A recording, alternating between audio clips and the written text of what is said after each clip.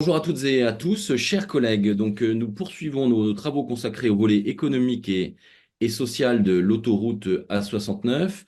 Je souhaite la bienvenue donc à Monsieur Pierre-André Durand, préfet de région Occitanie et préfet de Haute-Garonne, ainsi qu'à Monsieur Michel Villebois, préfet du Tarn, qui est accompagné donc de Monsieur Yasser Abdel Houssen, directeur de projet, et donc de Monsieur William Lefebvre. Messieurs les préfets, Monsieur Lefebvre, je vous remercie de venir devant notre commission d'enquête ce matin. Ainsi que vous le savez, cette commission examine le montage juridique et financier de l'autoroute A69. Et à ce titre, elle auditionne donc les responsables d'administration qui ont pris des actes réglementaires ou ont émis des avis. En tant que préfet, vous et vos prédécesseurs avez exercé une responsabilité générale sur l'élaboration de plusieurs des actes préparatoires aux travaux de l'A69, notamment l'autorisation environnementale accordée à Tosca après les phases d'instruction conduites principalement par la DREAL d'Occitanie et la direction départementale des territoires du Tarn. La mise en œuvre du chantier de l'A69 est une phase en cours et au cours de laquelle vos préfectures font preuve d'une grande activité et dialogue avec Atosca, sans concession, sur le respect par le concessionnaire de ses obligations dans le cadre des travaux d'aménagement du chantier. Les pouvoirs publics font donc preuve de la plus grande attention quant au respect du principe de légalité, tant à l'échelon central qu'à l'échelon départemental. Cette commission d'enquête n'a d'ailleurs constaté aucun manquement sur ce point.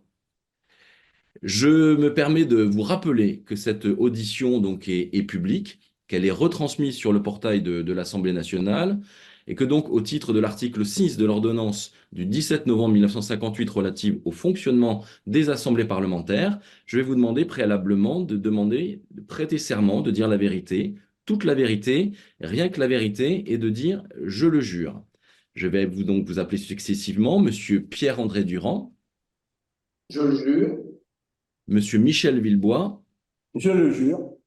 Monsieur Yasser Abdeloussen. Je le jure. Messieurs, je vous remercie et sans plus attendre, je vais donner la parole à notre rapporteure, Madame Christine Arrigui. Merci, Monsieur le Président. Je remercie à mon tour Messieurs Durand, Monsieur Villebois et Monsieur Abdouloussen, ainsi que Monsieur Lefebvre, je pense, qui est là, mais qui ne nous entendront pas, d'être présents parmi nous ce matin. Euh, on aurait pu faire une commission d'enquête décentralisée sur Toulouse, et finalement, ce seraient les autres qui auraient suivi en visio. Mais bon, les emplois du temps de chacun en ont conduit ainsi.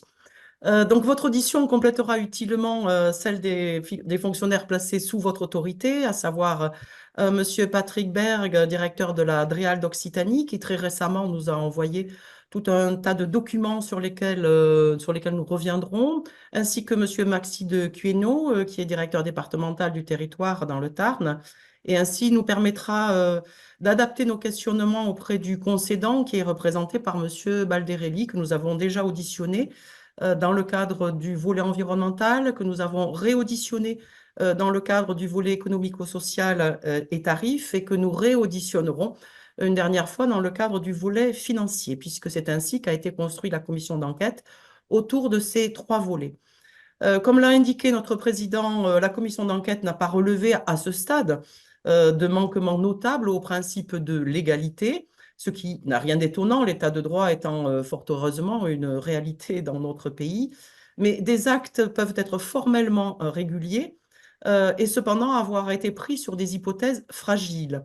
C'est là ce que porte l'essentiel d'ailleurs du débat de la 69, qu'il s'agisse de la délimitation des zones humides, des études prévisionnelles de trafic jugées trop optimistes par nombre d'observateurs et d'organismes officiels, comme l'autorité de régulation des transports que nous avons auditionné il y a très peu de temps, de l'hypothèse de la valorisation sociale et économique, notamment la question de la VANESE, critiquée par le commissariat général aux investissements et sur lequel nous allons revenir de façon approfondie aujourd'hui, de la notion d'enclavement, qui n'est pas une notion juridique et qui pourtant a été utilisée à maintes et maintes reprises, y compris par vous-même dans l'arrêté interdépartemental du 1er mars 2023, des gains attendus, notamment sur la question du temps gagné au prix d'études qui ne se confortent pas, mais au contraire parfois s'opposent, sans que l'on sache véritablement sur quelle base elles ont été calculées.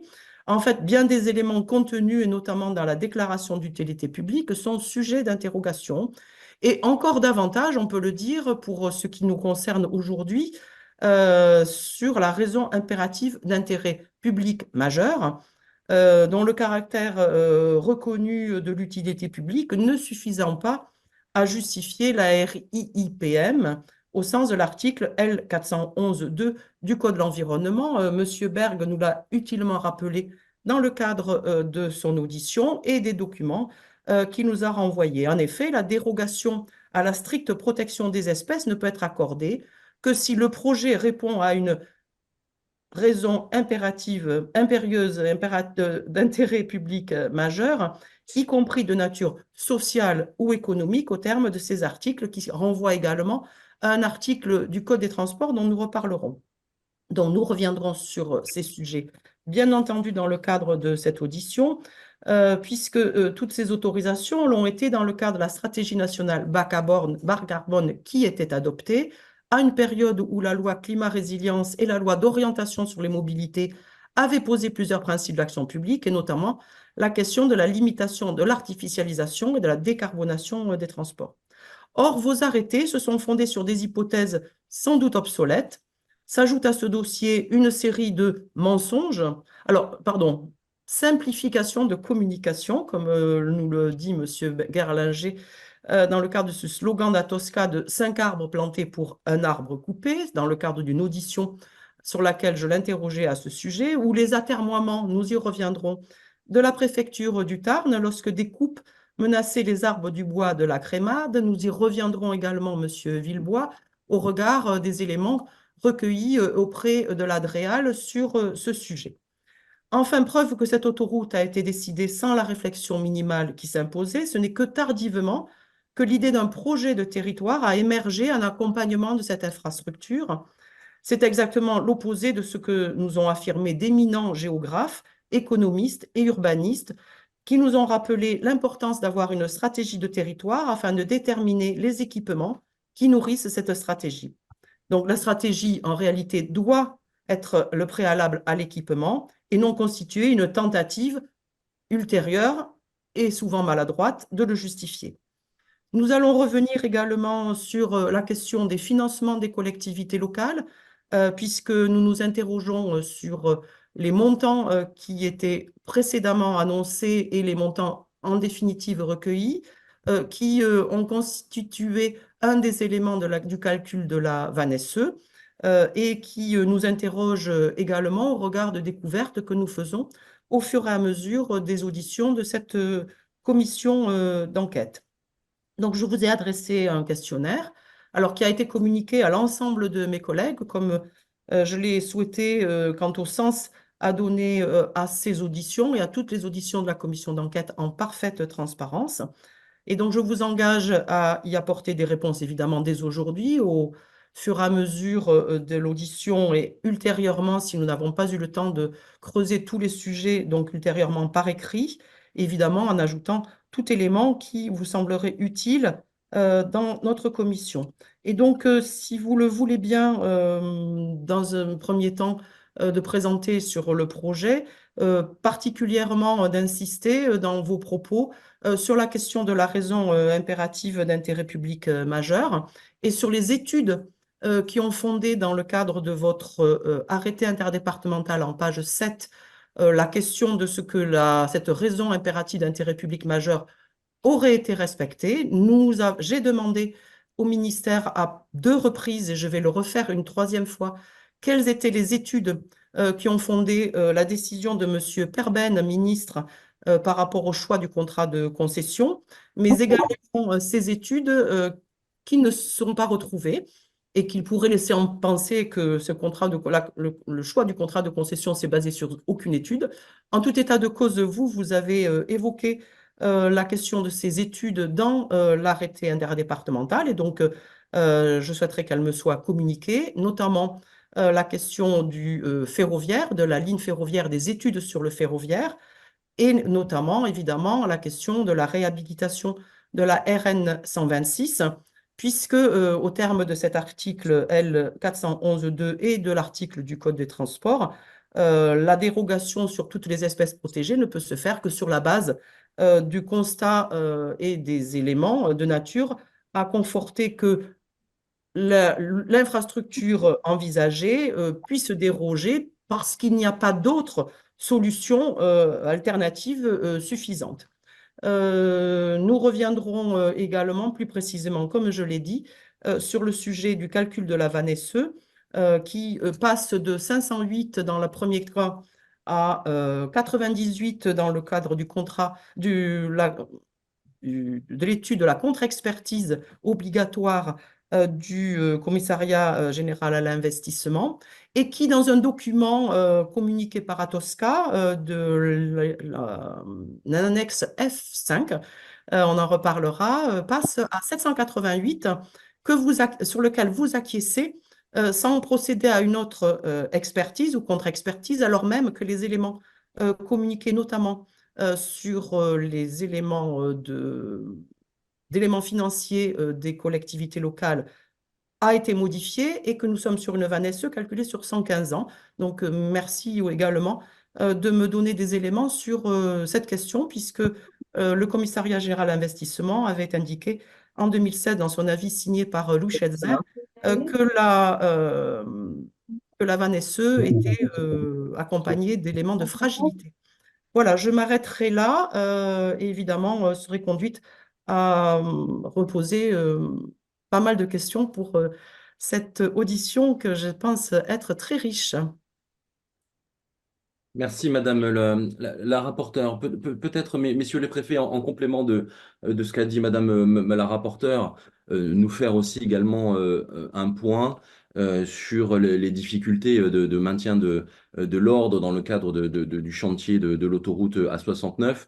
Je crois que ce week-end encore, c'est un engin de chantier qui a été incendié. Je pense que c'est voilà, des éléments que la commission d'enquête doit aussi également connaître. Et puis peut-être un deuxième point en ce qui me concerne, ça a été évoqué par Madame la rapporteure sur le projet de territoire. Contrairement à ce qui peut être dit ici ou là, il a été mis un véritable projet de territoire avec notamment les renforts hein, de Monsieur Yasser Abdeloussen qui a piloté de main de maître, si je puis dire, ce projet de territoire. Et peut-être, si vous en étiez d'accord, nous faire un petit topo sur la manière dont s'est déroulé ce projet de territoire, les conclusions qui sont évidemment en cours pour nous permettre de bien cerner les enjeux et l'accompagnement qui est fait au niveau dans l'ensemble des forces vives de ce territoire, de l'accompagnement de cette infrastructure autoroutière qui est l'autoroute A69. Voilà, merci messieurs les préfets, peut-être dans l'ordre qui vous plaira, mais peut-être commencer par monsieur évidemment le préfet de région. Monsieur Durand, si vous voulez commencer par un propos liminaire et puis commencer à répondre aux questions de Madame la rapporteure et de moi-même. Et puis ensuite, je passerai peut-être la parole à Monsieur Villebois. Oui, il y a, Monsieur le Président, Madame la rapporteure, je dirais, point commun à vos interventions. Vous confirmez évidemment que ce dossier est conduit avec un grand souci du respect de la légalité. Donc, nous y sommes évidemment très attentifs dans les actes que nous avons à prendre à l'échelon déconcentré. Il y a des actes qui sont pris à l'échelon central. Vous avez déjà eu, je crois, des auditions sur le sujet. Il y en aurait peut-être d'autres. Et puis, il y a des actes qui sont pris à l'échelon déconcentré ou commun, de manière interdépartementale ou exclusivement départementale. C'est un dossier, je ne vais pas refaire l'historique, vous en avez abondamment parlé, qui correspondait à une demande extrêmement forte du territoire, qui est très ancienne, qui est très ancrée, mais surtout qui est renouvelée, c'est-à-dire que les élus légitimes de ce territoire sont très majoritairement, très massivement demandeurs de ce projet. Il en était de même d'ailleurs du monde économique, hein, je pense là aux chambres consulaires. Donc il est assez rare d'ailleurs d'avoir un territoire ou la demande de désenclavement. On aura l'occasion plus tard de revenir sur ces concepts, hein, c'était une demande de Madame la rapporteure, et d'avoir un territoire où la demande était aussi forte, adossée bien sûr, là aussi on y reviendra, à un certain nombre de données. M. Abouhoussen précisera aussi ces sujets de projets de territoire. Donc ça, c'est, je dirais, sur le caractère très puissant de ce besoin de desserte exprimé par les habitants de ce territoire et leurs représentants, et je le redis de manière très majoritaire, d'une part, ça répond à votre première observation, et votre deuxième observation sur l'ordre public. Oui, nous nous attachons évidemment avec le préfet du Tarn à faire en sorte que l'ordre public soit respecté. Il n'est pas du tout choquant, et c'est normal dans un état de droit, qu'un projet fasse l'objet de contentieux. C'est parfaitement légitime. Tout citoyen en désaccord avec des décisions administratives a parfaitement le droit d'engager des contentieux. Donc moi, je ne suis pas évidemment heurté par ça. C'est un droit normal du citoyen. Deuxième observation, je préfère évacuer des évidences, mais comme ça c'est fait, pas choqué non plus par le fait que des citoyens souhaitent manifester. Il y a le droit de manifester, dûment déclaré, etc. En revanche, là où il y aura toujours, et je le dis avec la plus grande netteté, une grande fermeté de la part de l'État, c'est quand il y aura des actions délinquantes, voire terroristes. J'utilise le mot à dessein quand vous avez une trentaine de personnes qui, nuitamment vêtues de noir, masquées, viennent impressionner un gardien, le neutraliser par des menaces et incendier des engins de chantier. Effectivement, nous sommes sur des actions de cette nature. Nous sommes en dehors de la loi, en dehors de l'état de droit. Donc, je distingue bien des accords, des oppositions qui peuvent s'exprimer légitimement et pacifiquement par des manifestations déclarées avec responsables et avec tracés préétablis, des contentieux qui peuvent s'exprimer, d'actions violentes qu'évidemment aucun de nous, enfin j'imagine nous tous ici réunis, ne peut accepter ni valider. Bon voilà, c'est un peu les deux éléments que je voulais de manière très factuelle rappeler. Pour le reste, avec mon collègue du Tarn, nous nous attachons bien, à traiter correctement les procédures et actes administratifs que nous avons à gérer d'une part, et quand c'est malheureusement nécessaire, les problématiques d'ordre public. Et d'ailleurs, en étant attentif au respect de la loi, tout autant s'agissant de manifestants que s'agissant d'Atosca. Quand Atosca, ou si Atosca, devait ne pas respecter telle ou telle règle. Et ça, on aura l'occasion, bien entendu, d'y revenir. Voilà, je passe peut-être la parole à mon collègue du Tarn pour compléter par rapport à vos questions. Merci, monsieur le préfet de région. Monsieur le préfet du Tarn. Merci, merci Monsieur le Président, merci Pierre-André. Je m'inscris évidemment dans la suite des propos du préfet de région, en précisant peut-être que nous avons à la préfecture du Tarn un enjeu majeur qui ressort évidemment de vos questionnements, qui est le respect de l'autorisation environnementale donnée par nos prédécesseurs, dans le cadre évidemment de la continuité de l'action de l'État. Nous n'avons pas, mais on y reviendra certainement dans les questions, nous n'avons pas à revenir sur les questions propres d'opportunité de cette infrastructure et des conditions dans lesquelles les décisions ont été prises. Nous sommes évidemment là pour vérifier l'application de l'arrêté environnemental. Comme vous verrez, nous nous y employons. En tout cas, nous allons essayer de vous le démontrer. Je pense que nous sommes évidemment prêts à répondre à vos interrogations.